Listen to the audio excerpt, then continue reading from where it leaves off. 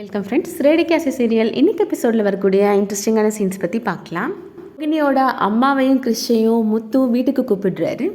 எங்கள் வீட்டில் விருந்து ரெடி ஆகிட்டு இருக்குமா, தீபாவளி அதுமா, நீங்கள் எங்கள் வீட்டுக்கு வாங்கம்மா, அங்கே எல்லாரும் சேர்ந்து சந்தோஷமாக கொண்டாடலாம் அப்படின்னு சொல்கிறாரு.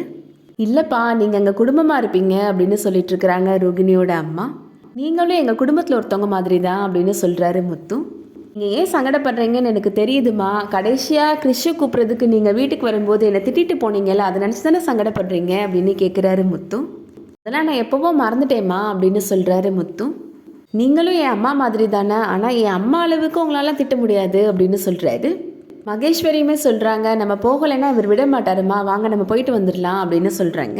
இதுக்கிடையில் மீனா இப்போது சமையல் பண்ணிகிட்ருக்குறாங்க. ரோகிணி விஷயத்தை பற்றியே ரொம்ப டீப்பாக யோசிச்சுட்ருக்குறாங்க. ஸ்ருதி இப்போ அங்கே வராங்க. என்ன மீனா, ஏதாவது புதுசாக ஏதாவது டிஷ் ட்ரை பண்ணுறீங்களா என்ன அப்படின்னு கேட்குறாங்க. பிளாக் கலரில் அப்பளத்தை பொடிச்சு வச்சுருக்கிறீங்க அப்படின்னு கேட்குறாங்க ஸ்ருதி. என்ன ரொம்ப கொதிச்சிருச்சு, அதான் இந்த மாதிரி ஆயிடுச்சு, நான் ஃபஸ்ட்டே பார்த்துருக்கணும் அப்படின்னு ரொம்ப ஃபீல் பண்ணி பேசுகிறாங்க மீனா. மீனா சமைச்சிட்டு இருக்கும்போது இப்போ உப்புக்கு பதிலாக சர்க்கரையை போட போகிறாங்க. ஸ்ருதி, என்ன மீனா பண்ணுறீங்க, அது சர்க்கரை அப்படின்னு சொல்கிறாங்க. எனக்கே டிஃப்ரென்ஸ் தெரியுது, உங்களுக்கு தெரியலையா அப்படின்னு கேட்குறாங்க ஸ்ருதி. கோவிலுக்கு போயிட்டு வர வரைக்கும் நீங்கள் நல்லா தான் இருந்தீங்க, குளத்தில் தண்ணி எடுக்க போகிறப்ப எதுவும் கோஸ்ட் எதுவும் பார்த்தீங்களா அப்படின்னு கேட்குறாங்க ஸ்ருதி. அதெல்லாம் ஒன்றும் இல்லை ஸ்ருதி, நான் நல்லா தான் இருக்கிறேன் அப்படின்னு மீனா சொல்லிட்டு இருக்கிறாங்க. எனக்கு உங்களை பற்றி தெரியாதா மீனா, நீங்கள் ஏதோ ரொம்ப டல்லாகவே இருக்கிறீங்க அப்படின்னு ஸ்ருதி கேட்குறாங்க. காலையில் சீக்கிரம் எழுந்திரிச்சிட்டேன்ல, அதான் அசதியாக இருக்குது, தூங்கி எழுந்திரிச்சிட்டா சரியாயிடும் அப்படின்னு சமாளிக்கிறாங்க மீனா. ரோகிணி மனசில் நினைக்கிறாங்க, இப்படி மீனாவுக்கு உண்மை தெரிஞ்சிருச்சே அப்படின்னு நினச்சிட்டு இருக்கிறாங்க. நம்ம கொஞ்சம் ஜாக்கிரதையாக இருந்திருக்கணும், அவள் காலிலெல்லாம் விழுகிற மாதிரி ஆயிடுச்சே அப்படின்னு நினைக்கிறாங்க. மீனாவை வாட்ச் பண்ணிகிட்டே இருக்கணும், இல்லை அப்படின்னா அவள் கண்டிப்பாக நம்மளை போட்டு கொடுத்துருவா அப்படின்னு நினச்சிட்டு ரோகிணியுமே இப்போ கிச்சனுக்குள்ளே வராங்க.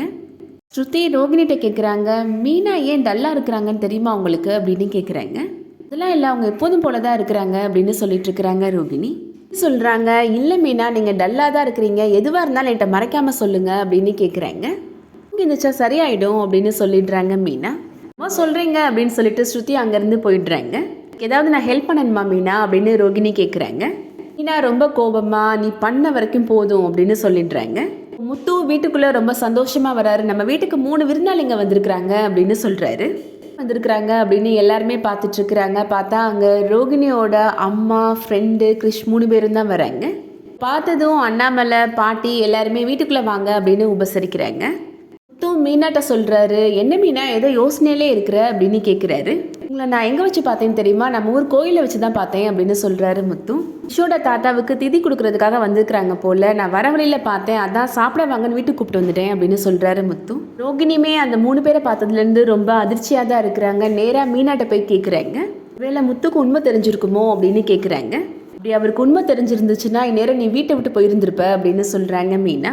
அண்ணே, உண்மையை மறைச்சிட்டு இருக்கிறேன்ற குற்ற உணர்ச்சியில் இருந்துட்டு இருக்கிறேன், இப்போ இவங்க யார் முகத்தை என்னால் பார்க்கக்கூட முடியலை அப்படின்னு சொல்கிறாங்க மீனா. யார்ட்டையும் எதுவும் சொல்லிடாதீங்க மீனா அப்படின்னு சொல்லிட்டு இருக்கிறாங்க ரோகிணி. இப்பயும் ஒன்றும் கெட்டு போகலை, நீயா நேரப்போ எல்லாம் உண்மையை சொல்லிடு அப்படின்னு மீனா சொல்கிறாங்க. ஒரு நாள் கண்டிப்பாக சொல்வேன் மீனா, ஆனால் என்னால் இப்போதைக்கு சொல்ல முடியாது அப்படின்னு சொல்லிடுறாங்க ரோகிணி. செஞ்சு நீங்களும் உண்மையை சொல்லிடாதீங்க அப்படின்னு சொல்கிறாங்க ரோகிணி. ஏன் வாய் வேணால் கட்டி போடலாம், ஆனால் உண்மையை ரொம்ப நாளைக்கு கட்டி போட முடியாது அப்படின்னு சொல்கிறாங்க மீனா. வீட்டில் எல்லோரும் இப்போ சாப்பிட்டுட்டு இருக்கிறாங்க. அப்போது எதேச்சியாக பாட்டி கிறிஷை பற்றி பேசுகிறாங்க. கிறிஷ் பள்ளிக்கூடத்தில் நடந்த விஷயத்தை பற்றி அண்ணாமலை சொன்னான் அப்படின்னு சொல்கிறாங்க பாட்டி. வேலை என்னோட பேரன் இவனுக்கு எதுவும் ஆகாமல் காப்பாற்றிட்டான் அப்படின்னு சொல்கிறாங்க. இந்த வயசுலேயே அடிதடி சண்டைன்னு தெரிஞ்சிட்டு இருக்கிறான், இவனெல்லாம் சீர்திருத்த பள்ளிக்கு அனுப்புனாதான் அவங்க திருத்தி அனுப்புவாங்க அப்படின்னு சொல்கிறாங்க விஜயா. பாட்டி விஜயாவை திட்டுறாங்க, ஏன் ஒரு பிள்ளை வாழ்க்கையில் அது நடந்தது பத்தாதா அப்படின்னு கேட்குறாங்க. ரோகிணியோட அம்மாட்ட பாட்டி விசாரிக்கிறாங்க, உங்கள் மக எப்போ இங்கே வருவா அப்படின்னு கேட்குறாங்க. வெளிநாட்டு வேலையெல்லாம் விட்டுட்டு இங்கே வர சொல்லிடுங்க, பாவம் பிள்ளை அம்மாவோட பாசத்துக்கு ஏங்குவான்ல அப்படின்னு சொல்கிறாங்க. இங்கே சொல்கிறது உண்மைதான், அம்மா வளர்த்தாதான் பிள்ளை நல்ல விதமாக வளரும் அப்படின்னு விஜயா பேசுகிறாங்க. ரோகிணி இப்போ அவங்க வராங்க, வந்து எல்லாரோட இலையிலையும் முட்டை வைக்கிறாங்க. எடுத்து ஒளிச்சு வச்சுக்கிறாரு மனோஜ். ஒளிச்சு வச்சுட்டு, ரோகிணி எனக்கு என்ன முட்டை வைக்கவே இல்லை அப்படின்னு சொல்லிட்டு இருக்கிறாரு. எப்படிடா இப்போ தானடா எல்லாருக்கும் அண்ணி வச்சுட்டு போனாங்க அப்படின்னு ரவி சொல்கிறாரு. சொல்கிறான், அந்த அங்கிள் சாப்பாட்டுக்குள்ளே முட்டையை ஒளிச்சு வச்சிருக்கிறாரு அப்படின்னு சொல்கிறான். மனோஜ்ட்டு அந்த முட்டையை வெளியேடுறா அப்படின்னு சொல்கிறாரு. வைக்கலாம் இல்லை, சும்மா காமெடிக்கு தான் பண்ணுனேன் அப்படின்னு சமாளிக்கிறாரு மனோஜ். அண்ணாமலைகிட்ட சொல்கிறாரு, பார்த்தியாப்பா இவன் எப்படிலாம் மறைக்கிறான்னு, எக்ஸ்ட்ரா முட்டை கேட்டால் கொடுக்க போகிறாங்க, அதுக்கு எப்படிலாம் போய் சொல்கிறான் பார்த்தீங்களா அப்படின்னு கேட்குறாரு. முத்து விஜயாட்ட நக்கலாக கேட்குறாரு, ஏதோ அம்மாட்ட வளர்கிற புள்ளெல்லாம் நல்ல விதமாக வளரும்னு சொன்னீங்க, அது இதுதானா, சரியான முட்டை திருடனால இருக்கிறான் அப்படின்னு சொல்கிறாரு. நம்மள மனோஜ்கிட்ட சொல்கிறாரு, இந்த மாதிரி சின்ன சின்ன விஷயங்களுக்கெல்லாம் பொய் சொல்லக்கூடாது மனோஜ், அப்புறம் அதுவே பழக்கமாயிரும் அப்படின்னு சொல்கிறாரு. கேட்ட ரோகிணி ரொம்ப கில்ட்டியாக ஃபீல் பண்ணுறாங்க.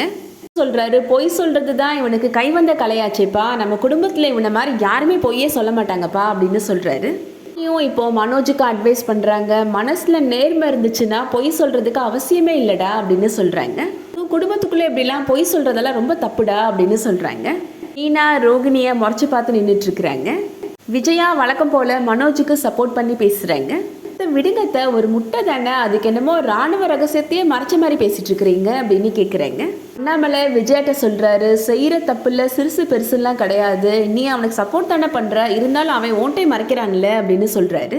நம்ம மேலே பாசம் வச்சுருக்கவங்ககிட்ட உண்மையை மறைக்கிறது நம்ம அந்த குடும்பத்துக்கே செய்கிற துரோகம் அப்படின்னு சொல்கிறாரு அண்ணாமலை.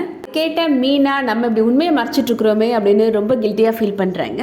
மனோஜ் அண்ணாமலைகிட்ட சொல்கிறாரு, என்னப்பா ஒரு முட்டைக்காக இவ்வளோ பேச்சு பேசுகிறீங்க, எனக்கு இந்த முட்டையை வேணாம்ப்பா அப்படின்னு சொல்லிடுறாரு. மீனா ஃபீல் பண்ணுறத பார்த்த ரோகிணி இவ எதுவும் போட்டு கொடுத்துருவாளோ அப்படின்னு பயந்து நின்றுட்டுருக்குறாங்க. இன்னையோட எபிசோட் முடியுது. மீனா இந்த ரோகிணி பற்றின ரகசியத்தை வீட்டில் சொல்லுவாங்களா, வெயிட் பண்ணி பார்க்கலாம். இந்த வீடியோ உங்களுக்கு பிடிச்சிருந்துச்சுன்னா லைக் பண்ணிக்கோங்க. சீரியல் அப்டேட்ஸ்க்கு நம்ம சேனலை சப்ஸ்கிரைப் பண்ணிக்கோங்க. தேங்க்ஸ் ஃபார் வாட்சிங்.